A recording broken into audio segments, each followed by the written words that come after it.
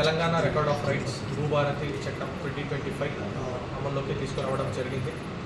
ఈ చట్టంలో పాత తెలంగాణ రికార్డ్ ఆఫ్ రైట్స్ 2020 కంటే భిన్నంగా ఒక 13 to 14 కొత్త ఫీచర్స్ని దీంట్లో తీసుకురావడం జరిగింది. దాంట్లో ప్రధానంగా ఇంతకుముందు ఏదైతే మీ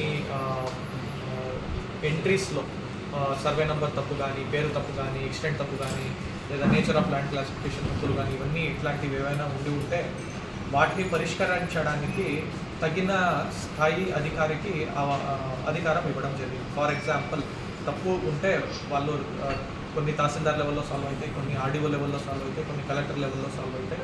ఇట్లా ఒక ప్రాపర్ గ్రౌండ్ లెవెల్ ఎంక్వైరీ చేసి అందరికీ నోటీసులు ఇస్తూ, ఇంతకుముందు ఎట్లా ఒక ప్రాపర్ ఎంక్వైరీ చేసి మనం చేసేవాళ్ళమో ఆ ఫీచర్స్ని మళ్ళీ తీసుకురావడం జరిగింది.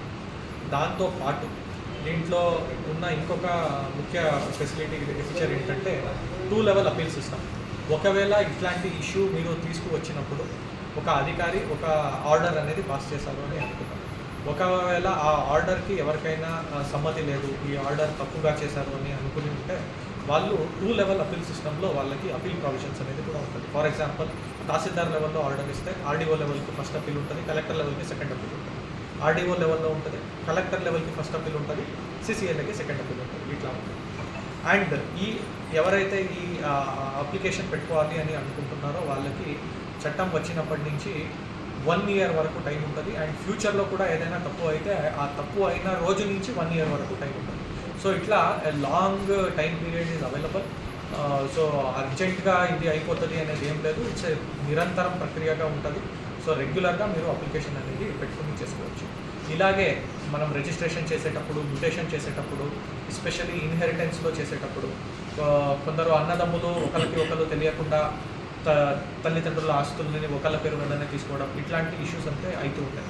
అవన్నిటినీ ఇప్పుడు ప్రాపర్గా రిజిస్ట్రేషన్ మ్యూటేషన్ చేసేటప్పుడు ఏమేమి చర్యలు తీసుకోవాలి, ఎట్లాంటి ఎంక్వైరీ చేయాలి, ఎట్లాంటి నోటీసులు ఇవ్వాలి అనే ప్రావిజన్స్ అన్నింటినీ ఇవ్వడం జరిగింది. దీంతో పాటు అన్రిజిస్టర్డ్ డాక్యుమెంట్ రెగ్యులరైజేషన్కి కూడా పాత 2020లో ఏదైతే అప్లికేషన్స్ వచ్చి ఉందో ఆ అప్లికేషన్ని కూడా రెగ్యులరైజ్ చేయడానికి ఆర్డీఓ స్థాయి అధికారికి అవకాశం అనేది ఇవ్వడం జరిగింది.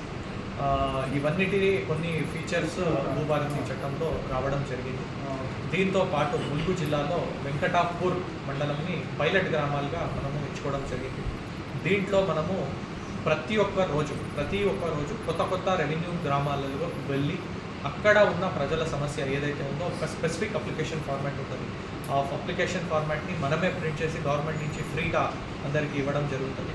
ఆ స్పెసిఫిక్ అప్లికేషన్ ఫార్మాట్లో వాళ్ళ ప్రాబ్లం ఏంటి, స్పెసిఫిక్గా భూమి సమస్యలు ఏంటి అనేది రాసి మనకి ఇస్తే అన్ని తగిన చర్యలు అన్ని సమస్యల్ని సాల్వ్ చేయడానికి కొత్త చట్టంలో ఆవిష్కారం ఉంది. అవన్నీ చేయడానికి మనకి పైలట్ ప్రోగ్రామ్ని కూడా మనం స్టార్ట్ చేయవచ్చు.